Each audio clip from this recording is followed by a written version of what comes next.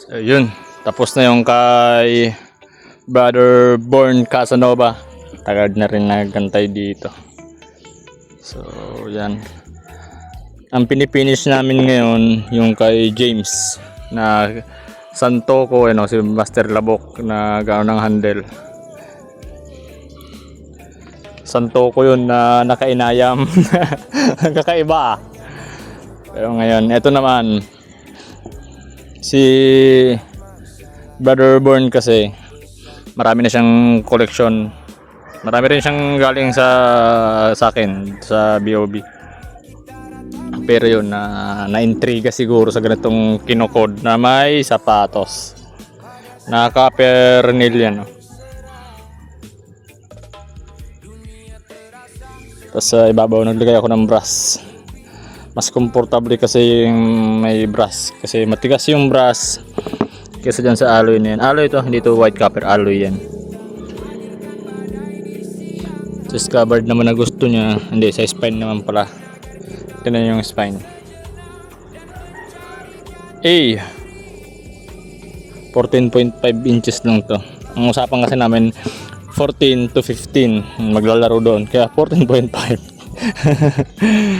Tapos covered naman, sabi niya something na two-tone na light color. Kaya ito kay Mito or kay Nito, yun ang dalawang kulay yan. Ito sa likod, ayun so,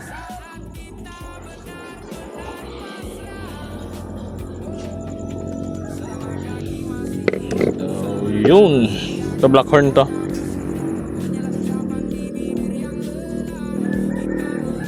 BOB.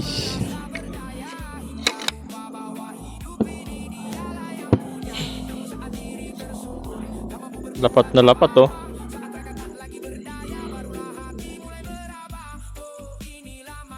Ganda. Ganda bro. Naisip mong ganitong build.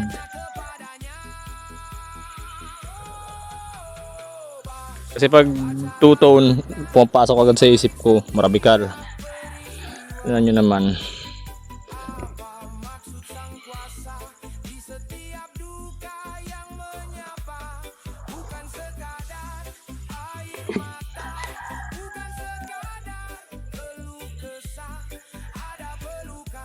Dami na materialis ko. Pero kulang na kulang pa.